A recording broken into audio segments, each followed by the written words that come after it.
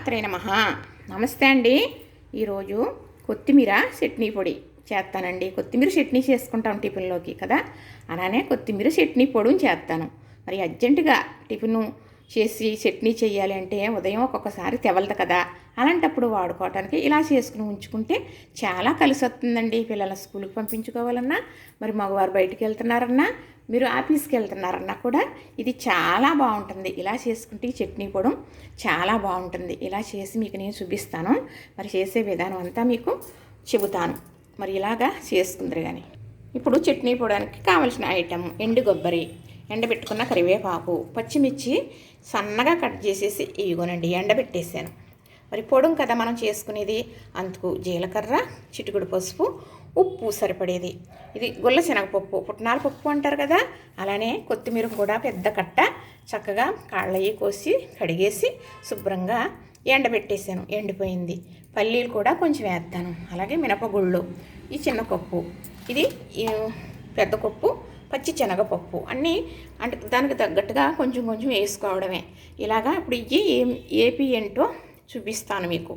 ఇప్పుడు ఈ మినపగుళ్ళు ఎర్రగా వేయించేసి తీసేస్తాను. ఎర్రగా వేయించేసి తీసేసాను అనుకోండి, చక్కగా అప్పుడు మళ్ళీ ఇంకొకటి వేస్తాను. ఇదిగోనండి చక్కగా చూసారా ఎంత బాగా వేగిపోయినాయో. మినపగుళ్ళు ఇంత ఎర్రగా వేసుకోవాలి, అప్పుడే చట్నీ కమ్మదనం ఉంటుంది మనకి. ఇప్పుడు ఈ పచ్చి శనగపప్పు కూడా నూనె ఇట్లిచ్చమండి. నూనె వేయకుండా మనం ఇలా వేపుకోవాలి. వేపుకుంటేనే అప్పుడు మనకు ముద్దలాగా రాకుండా చట్నీ కూడా మరి ఎలా ఉండాలో క్వాలిటీ అలా ఉంటుంది అన్నమాట. ఇది కూడా ఎర్రగా వేయించి తీసుకుందాం.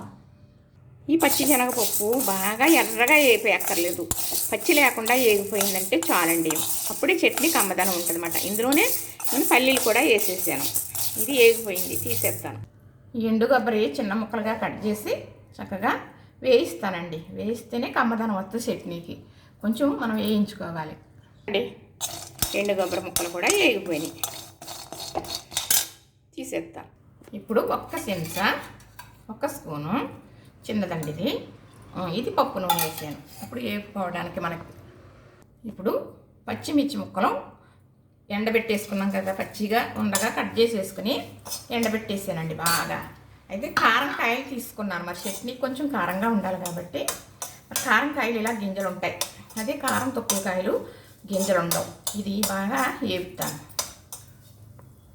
ఈ పచ్చిమిర్చి చక్కగా వేగినాయి. ఇంకా ఇలాగా వెల్లుల్లిపాయలు వేస్తాం కదా, ఇంకా వేగుతాయి. నేనైతే అసలు పచ్చిగా ఉండగా వేయనండి వెల్లుల్లి కానీ మరి జీలకర్ర కానీ వేయిస్తాను. కమ్మదనం మంచి రుచి అనేది వస్తుంది అన్నమాట. ఈ పచ్చిమిర్చి సన్నగా ఎంత వీలవుతే అంత సన్నగా కట్ చేసేసుకుని పచ్చివి మనం పలసగా ఏదన్నా కవర్ మీద పోసేస్తే ఒక క్లాత్ కప్పేస్తే చక్కగా ఎండిపోతాయండి. ఒక్క రోజులో ఎండిపోయినాయి నాకు. చక్కగా తెచ్చేసి ఉంచేసాను. ఇవి ఎండబెట్టి 10 రోజుల పైన అయ్యింది. మరి చూపించడానికి నాకు టైం లేక ఈ చట్నీ చెయ్యలేదు, ఈ పౌడరు. ఇప్పుడు ఇందులో నేను ఎండిపోయిన కరివేపాకు కూడా వేసేస్తున్నాను. ఇది కూడా ఎండబెట్టుకున్నాను, మంచి తాజా కరివేపాకు ఎండబెట్టుకున్నాను. ఇది వేగక్క మళ్ళీ చూపిస్తాను. ఇది కొత్తిమీర ఎండబెట్టేసాను కదా, ఇందాక కూడా పెట్టాను. కొత్తిమీరకి ఏంటంటే చల్లారితే ఇలాగా కరకల్లా నలగదో, ఇలాగా గరగర నలగదో. ఇది కొంచెం కత్తిరితో కట్ చేసేసి అప్పుడు ఇందులో వేసి వేపుతాను. ఇప్పుడు మనం ఈ కొత్తిమీర కూడా వేసేసుకుందాం. ఇలాగా కొంచెం విడివిడిగా కట్ చేసేసాను. ఇది పెద్ద కట్ అండి. ఇలాగా మరి తాజాగా ఉన్నది మాత్రం తెచ్చుకున్నాం అనుకోండి, మనకి శ్రమ ఉండదు.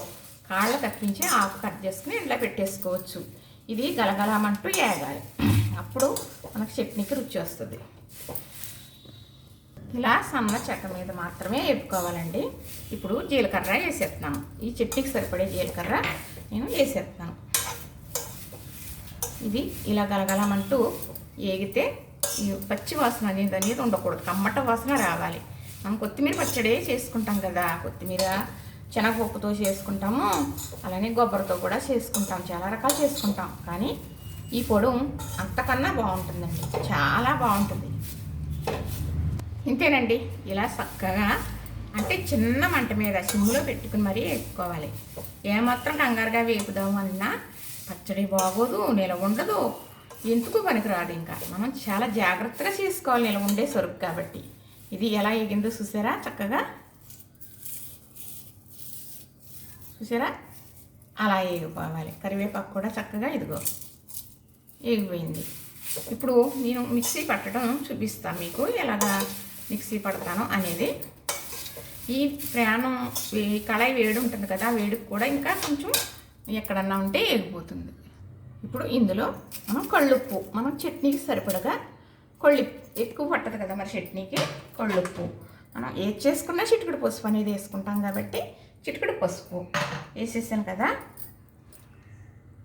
పుట్నాల పప్పు, ఇది వేయించవలసిన పని ఉండదు, ఇలాగే వాడేసుకుంటాం కదా. అలానే మినపగుళ్ళు వేయించేసాను కదా ఇవి. అలానే పచ్చి శనగపప్పు, పల్లీలు వేయించేసాను. మనం చట్నీ పొడి చేసుకుంటాం కాబట్టి ఇందులో పచ్చి అనేది ఏమి ఉండకూడదండి, వేయించేసుకుని ఉండాలి. ఇవి ఎండు కొబ్బరి చక్కగా చూసారు కదా. ఇప్పుడు ఇవి ముందు మిక్సీ పట్టేస్తాను, అప్పుడు తర్వాత ఇది ఎలా మిక్సీ పడతానో చూపిస్తాను మీకు. ఇదిగోనండి చక్కగా ఇలాగా 3 గిన్నెలు అయింది పొడవు మిక్సీ పట్టేసాను కదా. ఇప్పుడు మనం వేపుకున్నాం కదా కొత్తిమీర, కరివేపాకు, పచ్చిమిర్చి, జీలకర్ర, వెల్లుల్లిపాయలు, ఇది మిక్సీ పట్టేస్తాను మళ్ళా. ఇదిగోనండి చక్కగా ఉప్పు కూడా వేసేసాను. ఇదిగో ఇప్పుడు ఇంకా బాగా నలుగుతుంది చూసారా, చల్లారింది కదా.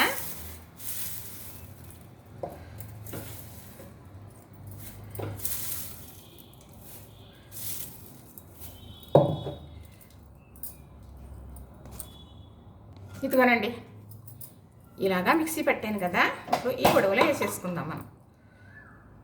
ఇప్పుడు మళ్ళా ఉన్నది కదా, ఇంకా అది కూడా మిక్సీ పట్టేసి చూపిస్తాం. ఇప్పుడు మళ్ళా మిక్సీకి పట్టాను కదా, ఇంకొక 2వ ట్రిప్పు పచ్చిమిర్చి ఇవన్నీ వేయించుకున్నది. ఇందులోనే కారం ఉంటుంది, కమ్మదనం అన్నీ దీంతో బాగా ఎక్కువగా వస్తుంది. ఇప్పుడు మనం ఇది బాగా కలిపేస్తాం, కలిపేసి చూపిస్తాను. ఇప్పుడు ఇలా కలిపేసానండి మొత్తం. మనం అది పప్పులు ఆడేసుకున్న తర్వాత పోపులు కూడా మిక్సీ ఆడేసి కలిపేసాను కదా. ఇప్పుడు మళ్ళీ ఇది ఇలాగా కొంచెం కొంచెంగా బాగా మెత్తగా మిక్సీ పట్టేసుకుంటే సరిపోతుంది. అలాగా పట్టేసి చూపిస్తాను మీకు. ఇలా చక్కగా చూసారా, కొత్తిమీర చట్నీ పొడి రెడీ అయిపోయింది. మాకైతేనండి ఒక నెల 2 నెలలు అయినా వచ్చేస్తుందండి, నెల 15 రోజులైనా. మా వారు కొంచెం చట్నీ ఎక్కువ వేసుకుంటారనుకోండి, దీనిపైన ఏదో కొంచెం మళ్ళీ ఏ కారపొడిలో వేస్తాను కదా, మరి ఎంత బాగుంటుందో తెలుసా. నేను చేసానని కాదు కానండి, మరి అలానే ఎండు కొబ్బరి వేసుకోవాలి, కొంచెం కమ్మదనం పెరుగుతుంది. మళ్ళీ అలా పచ్చి శనగపప్పు వేసుకుంటాం, మరి అది కమ్మదనం. ఇన్ని రకాలు వేస్తేనే ఇందులో ఈ రుచి వస్తుంది. ఎప్పుడు పొడుము చేసుకున్న చట్నీయే తినాలనిపిస్తుంది. నాకు చేయటం అలవాటేలండి, ఎప్పుడు ఉన్నదే. చూసారు కదా, ఇదిగో దగ్గరగా చూపిస్తా. ఇదిగోనండి కొత్తిమీర చట్నీ పొడి. మరి నా సెల్లో గ్రీన్గా చూపించట్లేదు కానీ ఇదైతే గ్రీన్గానే ఉంది. మరి నేను కొంచెం కలిపి మీకు తాలింపు వేసి మరీ చూపిస్తాను. ఇదిగోనండి చక్కగా ఇదిగో 2 చెంచాలు వేసానా, ఇది 3వ చెంచా. ఇప్పుడు చక్కగా నీళ్ళు వేస్తాను ఇందులో.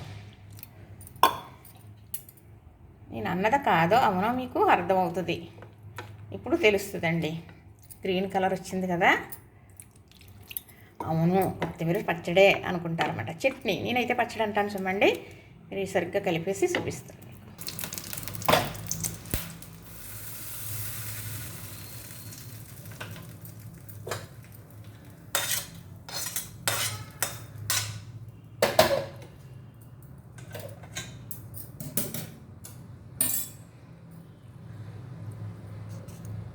ఇదిగోనండి మనం తయారు చేసుకున్న చట్నీ పొడి. ఇదిగో ఈ పోపేసి రెడీ చేశాను చూసారా, కొత్తిమీర చట్నీ పొడి. ఇందులో వాటర్ వేసేటప్పటికి గ్రీన్ అనేది కనపడుతుంది కదా. మరి ఇలా చేసుకుంటే మనకు చాలా సులువే కదా. ఇలా చేసుకుంటారా మరి అంటే చేసుకున్నప్పుడే పని, తర్వాత దీని పని ఉండదు. ఇది అయిపోయే వరకు జాగ్రత్తగా చట్నీ సమస్య లేకుండా చేసుకోవచ్చు. ఇది నచ్చిందనే అనుకుంటున్నానండి. నచ్చిందా మీకు? మరి ఇలా చేసుకుంటారా? లైక్ చేయండి, షేర్ చేయండి, సబ్స్క్రైబ్ చేయండి. మీ ఆదర అభిమానాలు నా వెన్నంటే ఉంచండి. మరి ఇది కొంచెం సర్దుకుని చేసి చాలా టైం పట్టేస్తున్నాం, కానీ 9 నిమిషాలతోటే ముగించేసాను. చూశారు కదా, నచ్చింది కదా, లైక్ చేయండి, షేర్ చేయండి, సబ్స్క్రైబ్ కూడా చేసేయండి.